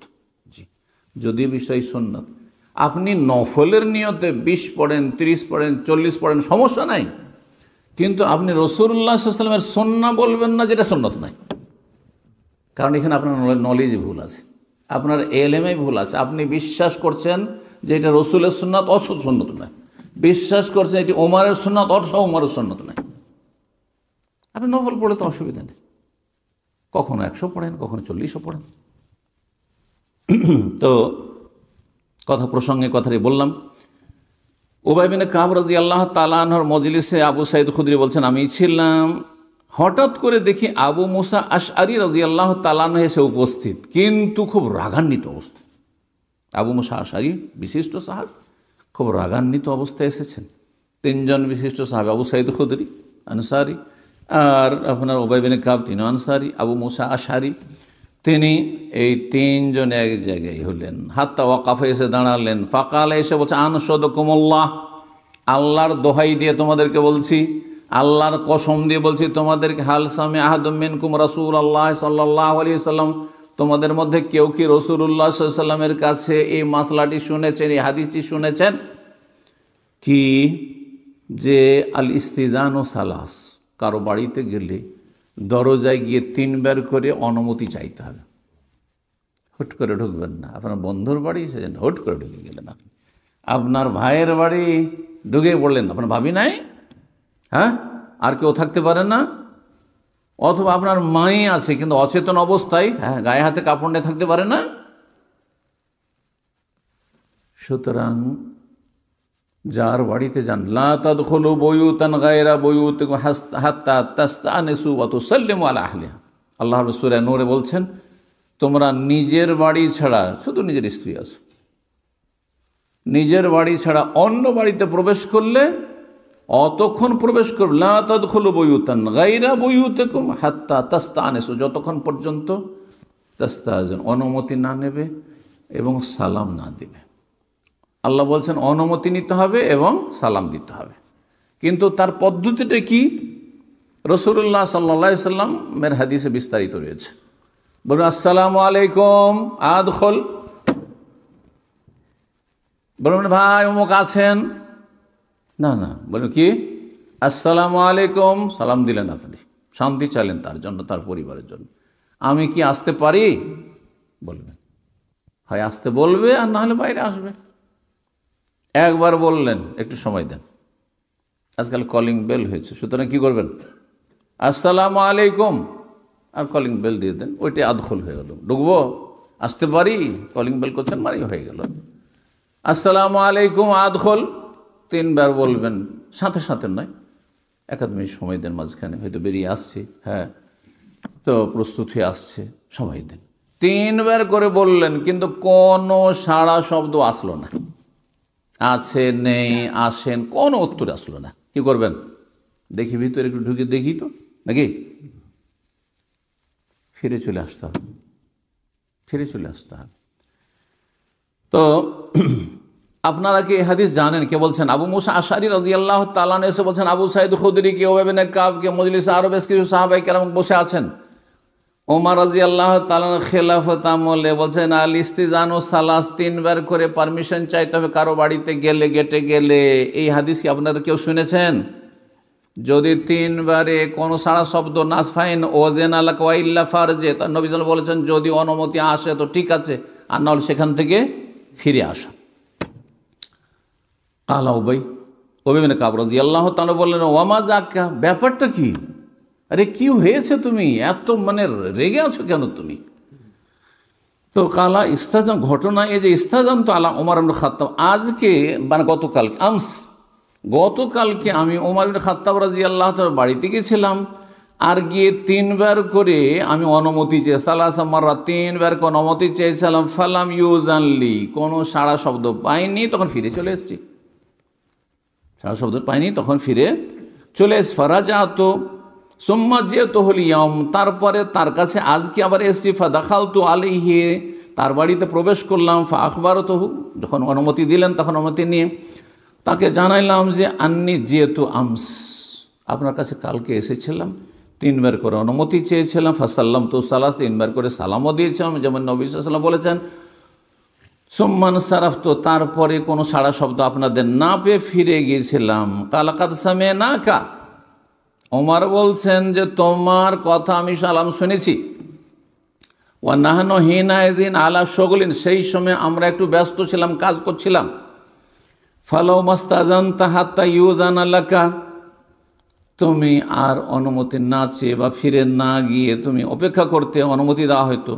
কালা ইস্তাজানতু কামা সামি'তু রাসূলুল্লাহ সাল্লাল্লাহু আলাইহি সাল্লাম, আমি তো রাসূলুল্লাহ সাল্লাল্লাহু আলাইহি ওয়াসাল্লাম যেমন বলেছেন তেমন কাজ করেছি। 3 বার করে আল ইস্তিজানু সালাসান, 3 বার করে অনুমতি চাইব, যদি অনুমতি পেলাম তো ঠিক আছে, না হলে ফিরে চলে যেতে হবে। আমি ফিরে যাচ্ছি, চলে গেছিলাম।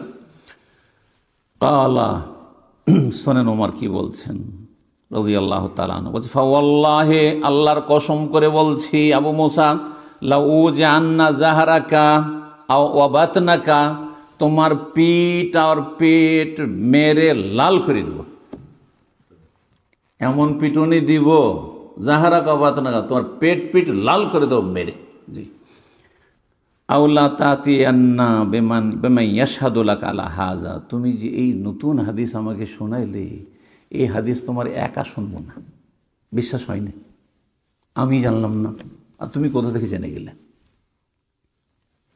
সাক্ষী নিয়ে এসো, তুমি হয় সাক্ষী নিয়ে এসো, না হলে তোমাকে মেরে লাল করে দেবো।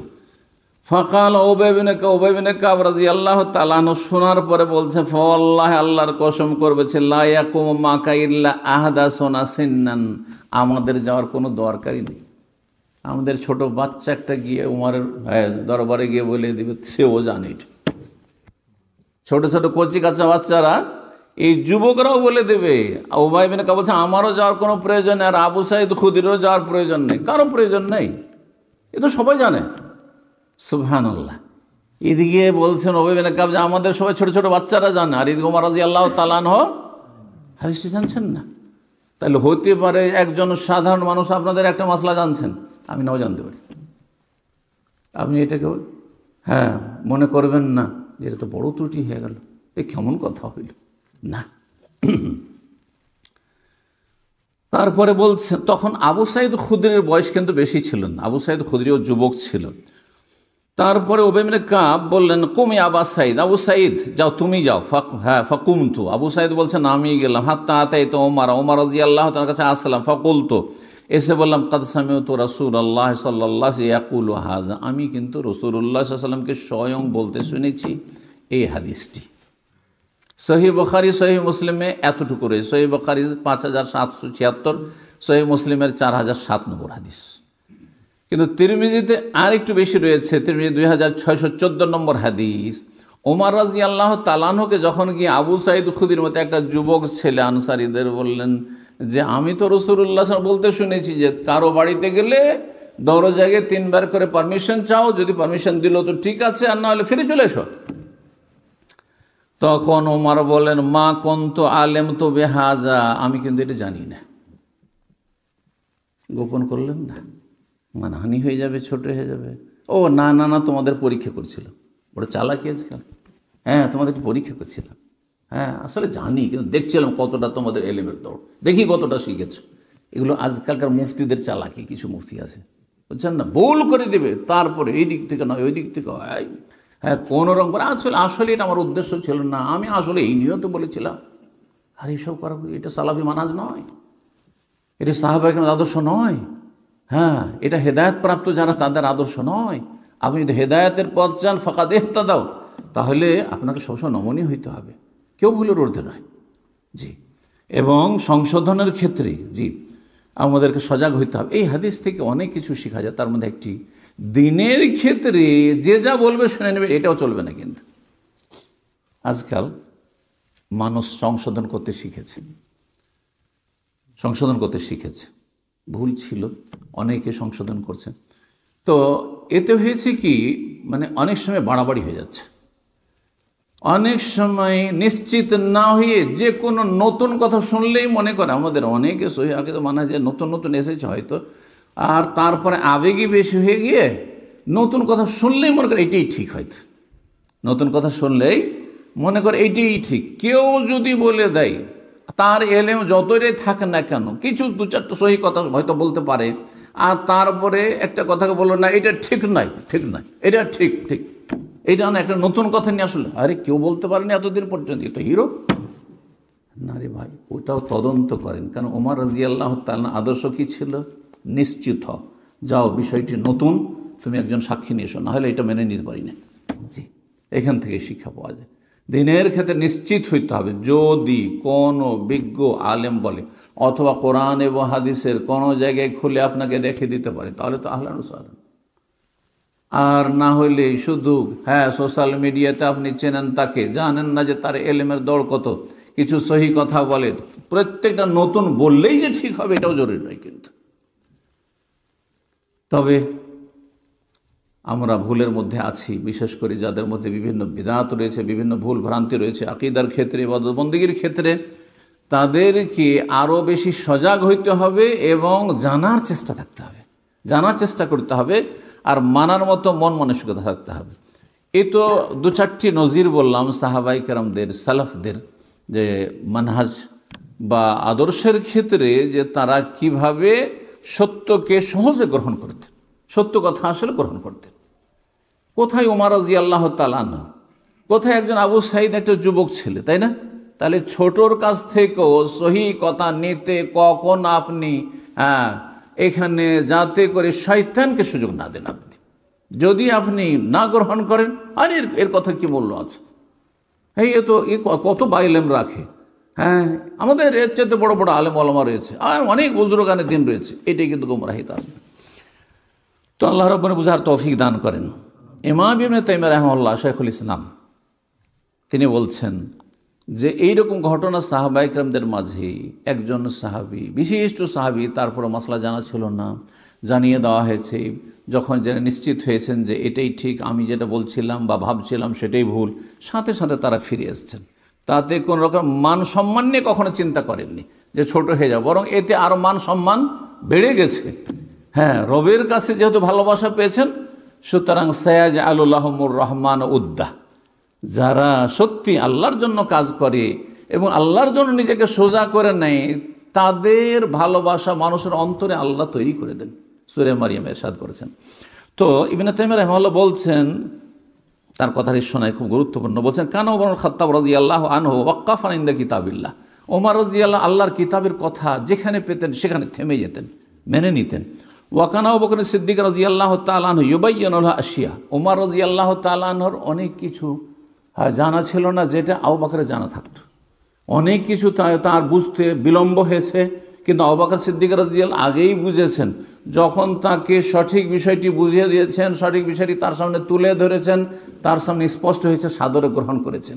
কখনো আত্ম অহংকার দেখাননি, কখনো তিনি একথা চিন্তা করেননি যে আমি এর কাছে কেন ছোট হব, এর কথা কেন মানব। বলছি ইউবাইয়িনুল্লাহু আশিয়া তুখালিফু মা ইয়াকাউ লাহু কামা বায়্যানা লাহু ইয়াউমাল হুদাইবিয়া। এমন বেশ কিছু বিষয়গুলি সুস্পষ্ট করে দিয়েছেন আবু বকর সিদ্দিক রাদিয়াল্লাহু তাআলা আনহু ওমরের জীবনে, যেগুলি আর বিপরীত তিনি ধারণা রাখতেন বা মনে করতেন। যেমন হুদাইবিয়ার সন্ধির দিন ওমর রাদিয়াল্লাহু তাআলা মোটেই রাজি হবেন না এই সন্ধিতে, কারণ এত ছোট হব না কাফেরদের কাছে, সব কথাই তাদের মেনে নেব, সব কিছুতে আমরা ছোট হয়ে যাব। আমরা কি তাহলে বাতিলের উপর আছি নাকি ইয়া রাসূলুল্লাহ? হ্যাঁ, আমরা কেন তাদের কাছে লাঞ্ছিত হব, আমরা কেন তাদের কাছে নতি স্বীকার করব? তো শেষ পর্যন্ত রাসূলুল্লাহ সাল্লাল্লাহু আলাইহি ওয়াসাল্লাম আপন কথাই, যেহেতু তিনি ওহীর মাধ্যমে কাজ করছেন, বাহ্যিক মনে হচ্ছে যে আমরা তো হেরে গেলাম, কিন্তু এটিকে আল্লাহ রাব্বুল কি বলেছেন, ফাতহাম মুবিন, ইন্না ফাতাহনা লাকা ফাতহাম মুবিনা, হুদাইবিয়ার ক্ষেত্রে নাযিল হয়েছে। আর সূরা ইজা জা নাসরুল্লাহ ওয়াল ফাতহ যে ফাতহ রয়েছে, এটি হচ্ছে মক্কা বিজয়ের বিজয়। তাহলে বিজয় কোরআনে কারিমে দুই বিজয়ের কথা বলা হয়েছে, হুদাইবিয়ার সন্ধিকে আগে বিজয় আগে বলা হয়েছে, তারপর ষষ্ঠ হিজরিতে এটি, আর তারপরে মক্কার বিজয়ের কথা সূরা ইজা জা নাসর ওয়াল ফাতহ, নাসরুল্লাহ ওয়াল ফাতহ, তাতে বিজয়ের কথা বলা হয়েছে। তো এইরকমই নবী সাল্লাল্লাহু আলাইহি ওয়াসাল্লামের যেদিন ইন্তেকাল হয় সেই দিনটাকে স্মরণ করুন। সেই দিন ওমর রাদিয়াল্লাহু তাআলা আনহু কি বলছিলেন, না নবী সাল্লাল্লাহু আলাইহি ওয়াসাল্লাম মারা যাননি, তিনি আল্লাহর কাছে গিয়েছেন, আবার ফিরে আসবেন, যে বলবে যে নবী সাল্লাল্লাহু আলাইহি ওয়াসাল্লাম মারা গেছে তাকে এক্ষুনি আমি খুন করব, বলছিলেন না? অথচ কোরআনে কারিমের আয়াতগুলি রয়েছে যে মানুষ যখন বিপদের পাহাড় মানুষের জীবনে নেমে আসে, তখন মানুষ নিজের হুঁশ জ্ঞান হারিয়ে দেয়, বেখেয়াল হয়ে যায়, কি বলছে নিজেরই ব্যালেন্স ঠিক রাখতে পারে না। এইরকমই বলছেন ওয়াইয়াউমা কেতালে মানে জাকাত। এইরকমই নবী সাল্লাল্লাহু আলাইহি ওয়াসাল্লাম ইন্তেকালের পরে এক শ্রেণীর বেদুইনরা, কিছু কিছু গোত্র বংশ ছিল, যারা বললো যে জাকাত তো রাসূলুল্লাহ সাল্লাল্লাহু আলাইহি ওয়াসাল্লামের হাতে তুলে দিতাম, খলিফাকে কেন জাকাত দেবো, জাকাত দেবো না।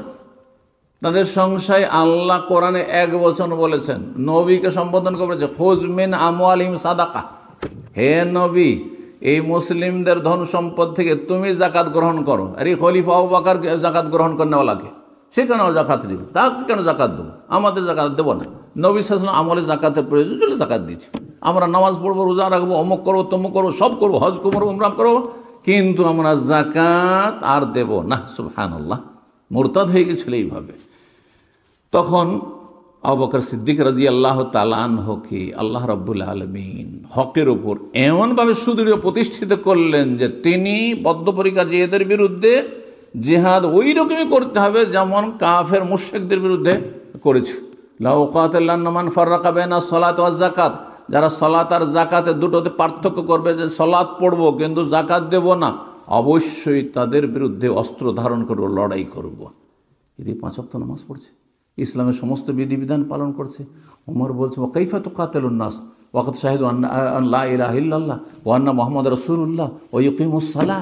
হ্যাঁ, এরা কালেমা শাহাদাত পাঠ করে, এরা তৌহিদবাদী, এরা রসুলকে মানে, এরা কোরআন মানে, এরা 5 ওয়াক্ত সালাত পড়ে, শুধু যাকাত দেব না বলছে। এদের বিরুদ্ধে আপনি লড়াই করবেন কি করে? নামাজিদের বিরুদ্ধে আপনি লড়াই করবেন কি করে? আপনি এই খলিফা হইতে হইতে এমন কথা বলছেন আপনি।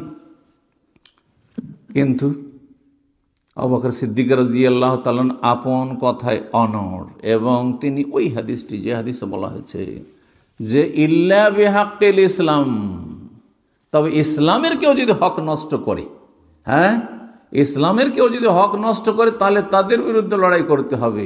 এবং এই যে ইসলামের হক নষ্ট করে, সেখান থেকে ইস্তেমবাদ করলেন আবু বকর সিদ্দিক রাদিয়াল্লাহু তাআলা, বললেন ওয়া যাকাতু হাক্কুল ফাইন্না যাকাত হাক্কুল মাল, যাকাত হচ্ছে পয়সার হক, ইসলামে হক হচ্ছে আপনার ধন সম্পদে যাকাতের হক। সুতরাং যেই ব্যক্তি নামাজ পড়বে কিন্তু যাকাত দেবে না, সেই ব্যক্তি ইসলামের হক নষ্ট করলো। ইসলামের হক নষ্ট করে কেউ যদি এমন অপরাধ করে যার দণ্ডবিধান রয়েছে, তাহলে সদর দণ্ডবিধান শাস্তি রয়েছে। ঠিক ওই রকমই কেউ যদি ইসলামের সব কিছু পালন করছে কিন্তু ইসলামের একটি হক নষ্ট করে, তার বিরুদ্ধে আমি লড়াই করব। এই কথাই তখন ওমর রাদিয়াল্লাহু তাআলা বলছেন যে আবু বকর সিদ্দিক রাদিয়াল্লাহু বারবার বলতে গিয়ে আল্লাহ আমার অন্তরটাকে খুলে দিলেন, আমি তখন সঠিকটা বুঝতে পারলাম, মেনে নিলাম। তখন ওমর রাদিয়াল্লাহু তাআলা আনহু বলছেন, ইমাম ইবনে তাইমিয়া রাহিমাহুল্লাহ, ওয়া কানা ওমর রাদিয়াল্লাহু আনহু ইউশাবিরুস সাহাবা, সাহাবায়ে কেরামদের সাথে যে কোনো ইস্যুতে পরামর্শ করতেন। ফাতারাতান ইয়ারজি ইলাইহিম, কখনো কখনো তিনি তার মত পরিবর্তন করে সাহাবায়ে কেরামদের মতকে গ্রহণ করতেন। ওয়া তারাতান ইয়ারজিউনা ইলাইহি, কখনো সাহাবায়ে কেরামদের মত থেকে তারা ফিরে আসতেন তার মতে। অরুব্বামা রায়ান ফায়ুজকারুল হাদিসুন আনিন নবী সাল্লাল্লাহু আলাইহি ওয়াসাল্লাম, কখনো কখনো নিজের এমন মত ব্যক্ত করে দিতেন তার বিপরীত হাদিস ছিল, তার হয়তো জানা ছিল না। তখন ওমর বলতেন, শুনেন ওমর রাদিয়াল্লাহু আনহু কথাটি বলছেন, ওয়াল্লাহি মা ইয়াদরি ওমরু আসাবাল হাক্কা আম আখতাহু, ওমর জানে না সে সঠিক কথা বলেছে না ভুল কথা বলেছে, সেই জন্য এরকম কথা বলেছে তোমাদেরকে। হাদিসের সামনে নিজে সারেন্ডার করে দিতেন। এ হচ্ছে সাহাবায়ে কেরামদের আদর্শ। এছাড়াও বেশ কিছু কথা তিনি আরও ওমর রাদিয়াল্লাহু তাআলা আনহুর যে বিভিন্ন চিঠিপত্রগুলি ছিল বিভিন্ন শহরের যারা গভর্নর হতেন তাদের কাছে, সেগুলির কথা উল্লেখ করেছেন। শেষখানে একটি পয়েন্ট উল্লেখ করে আমি ছেড়ে দিচ্ছি, সেটা হচ্ছে সালাফদের কিছু কিছু উক্তি। প্রখ্যাত তাবী মাসরুক রাহিমাহুল্লাহ তাআলা তিনি বলছেন, বিহাসবির রাজুলি মিনাল ইলমি আন ইয়াখশাল্লাহ আযজা ওয়া জাল, মানুষের জ্ঞানী হওয়ার জন্য যথেষ্ট যে সে আল্লাহকে ভয় করে। তাহলে কেউ যদি আলেম হয় আর আল্লাহর ভয় না থাকে তাহলে সে আলেম নয়। এর নামে ইয়াখশাল্লাহ মিন ইবাদিহি আর উলামা। আপনি প্রচলিত আলেম না, মাদ্রাসা পড়া আলেম না, কিন্তু আপনি আল্লাহর ভয় ভীতি সবসময় অন্তরে রেখে আপনি জীবনযাপন করছেন। ভয় আল্লাহর আছে, তার মানে আপনি পাপমুক্ত থাকার জন্য সর্বাত্মক চেষ্টা করছেন। আপনি আল্লাহর ভয় সবসময় অন্তরে ধরে রাখতে পেরেছেন, তাহলে আপনার জ্ঞানী হওয়ার জন্য আলেম হওয়ার জন্য যথেষ্ট। আল্লাহর ভয় থাকলে আপনি এলেমের ফরজ আদায় করবেন, আমলের ফরজ আদায় করবেন। এলেমের ক্ষেত্রে আপনি না জেনে আপনি আমল করবেন না, আর আমলের ক্ষেত্রেও আপনি বিভ্রান্তির শিকার হবেন না। আর যদি ভুল হয় কেউ সংশোধন করে তো মানতে কোনো বাধা থাকবে না। তারপরের অংশটুকু বলি, বলছেন তিনি, ওয়াবিহাসবির রাজুলি মিনাল জাহলি আন ইয়াজাবা বিইলমিহি, আর কোন ব্যক্তির মূর্খ হওয়ার জন্য, জাহিল হওয়ার জন্য যথেষ্ট যে নিজের জ্ঞানের ওপর গর্ব করবে, নিজের এলেমের উপর অহংকার রাখবে যে আমি জানি, আমাকে জানাইতে হবে না, হ্যাঁ আমি তোমার চাইতে বেশি জানি। এই কথা কেউ যদি বলে তাহলে সে তার মূর্খ হওয়ার জন্য যথেষ্ট। তাহলে একজন আলেমও মূর্খতার পরিচয় দিবে সে যদি মনে করে যে আমার জুনিয়র থেকে জানার কোনো প্রয়োজন নেই, বা আমার ভুল হইতে পারেন না, হ্যাঁ আমি যেটা বলেছি সেটাই ঠিক, অথবা আমারটাকে আমি স্বীকার করতে চাই না, ডানে বামে এদিক সেদিক করে আমার দোষ ত্রুটিকে ঢাকতে চাই। আল্লাহ রাব্বুর এসব ত্রুটি থেকে আর কুপ্রবৃত্তির অনুসরণ থেকে আমাদেরকে বেঁচে থাকার তৌফিক দান করেন। এবং এমনকি শেষখানে ইমাম ইবনে তাইমিয়া রাহিমাহুল্লাহর কথাও উলামায়ে কেরাম উল্লেখ করেছেন যে তিনি এত বড় ইমাম ছিলেন। ইমাম ইবনে তাইমিয়া রাহিমাহুল্লাহ সম্পর্কে তিনি এত বড় ইমাম যে বিজ্ঞ ওলামারা বলেছেন যদি তিনি ইমাম আবু হানিফা, শাফি, মালিক, আহমদের যুগে সেই যুগের হইতেন তাহলে তার নামে যেমন হানাফিয়া, শাফি, মালিকি, হাম্বলি লক্ষ লক্ষ অনুসারী হয়েছে, তেমনি তার নামে এইরকম কোটি কোটি অনুসারী হয়ে যেত।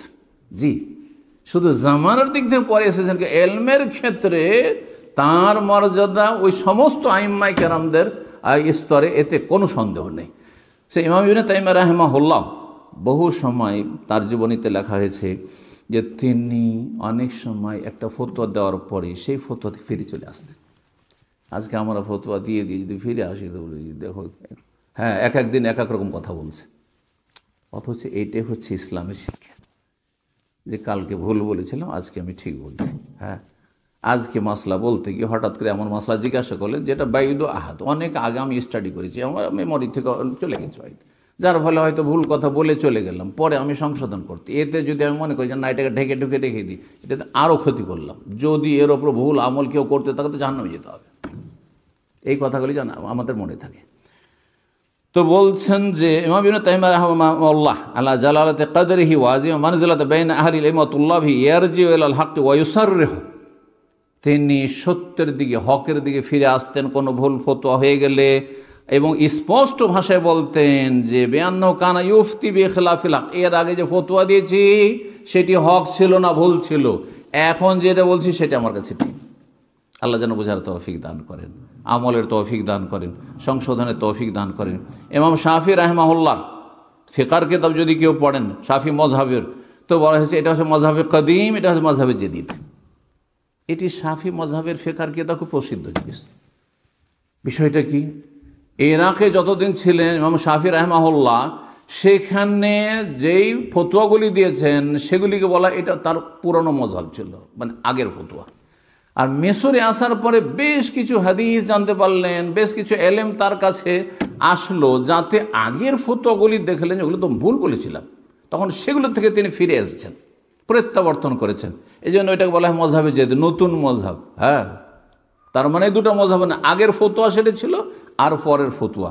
তো যেটি পরের ফতোয়া সেটি তার কাছে সহি, সেটা সহি হোক আর নাই হোক, কিন্তু সেটা তার কাছে সহি। সুতরাং আমরা যাতে করি, যারা যে কোনো স্তরে কাজ করছি, আমাদের ভুল সাধারণ মানুষের তো হইতেই পারে, আলেমদের ভুল হইতে পারে, আর এই ক্ষেত্রে আমাদের আদর্শ হচ্ছে রাসূলুল্লাহ সাল্লাল্লাহু আলাইহি ওয়াসাল্লাম, আম্বিয়া রসুলগণ এবং উলাইকাল্লাযীনা হাদাল্লাহু ফাবিহুদাহু মুক্তাদি, আল্লাহ তাদের ইক্তিদা করতে বলেছে 28 জন নবীর কথা সূরা নামে বলার পরে। আর তারপরে সাহাবায়ে কেরাম রাদিয়াল্লাহু তাআলা আনহুম আজমাইন, তাবেঈন, তাবা তাবেঈন, আইম্মায়ে আরবা এবং আইম্মায়ে মুহাদ্দিসিন, তাদের আদর্শ এটাই ছিল যে ভুল হতেই পারে, এবং ভুল হয়েছে তারা সংশোধন করেছেন, এবং সংশোধনে তারা নিজেকে কখনো এটা মনে করেন যে আমার মানহানি হয়ে যাবে, তা আমি ছোট হয়ে যাব, অপদস্থ হব না, কখনো না, বরং আল্লাহ ইজ্জত বাড়িয়ে দেবেন। আল্লাহ রাব্বুল আমাদের দিন দুনিয়া যেন ভালো করেন। যেসব ভাই বোনেরা আজকে এখানে শরীক হয়েছেন, আল্লাহ তাদের উত্তম প্রতিদান দান করেন এবং দিন দুনিয়ার সার্বিক কল্যাণ, রহমত, বরকত দান করেন। বালা মুসিবত থেকে, ফিতনা ফাসাদ থেকে আল্লাহ হেফাজতে রাখেন। আপনাদের ছেলে মেয়েদেরকে এই প্রতিকূল অবস্থায়, যেখানে পরিবেশ দূষিত পরিবেশ, সেখানে আল্লাহ ফিতনা থেকে বাঁচিয়ে রাখার তৌফিক দান করেন। ঈমান, আমল, সহি আকীদা, মানহাজ এবং আল্লাহ রাব্বুল ইবাদত বন্দেগীর সাথে রাখার তৌফিক দান করেন। মসজিদের সাথে সম্পৃক্ত হয়ে থাকার তৌফিক দান করেন এবং ছেলে মেয়েদেরকে মসজিদমুখী করে রাখবেন, তাতে আপনি ধরে রাখতে পারবেন। আল্লাহ রাব্বুল যেন আপনাদের সকলকে তৌফিক দান করেন এবং এই মসজিদ ভিত্তিক আপনার শিক্ষার ব্যবস্থা করবেন, যেখান থেকে ছেলেমেয়েরা শিখে ইনশাআল্লাহ তাআলা আপনার এই আদর্শকে ধরে রাখবে। আল্লাহ যেন তৌফিক দান করে। জাযাকুমুল্লাহু খাইরান। সুবহান রাব্বিকা রাব্বিল ইজ্জাতি আম্মা ইয়াসিফুন ওয়া সালামুল মুরসালিন ওয়ালহামদুলিল্লাহি রাব্বিল আলামিন।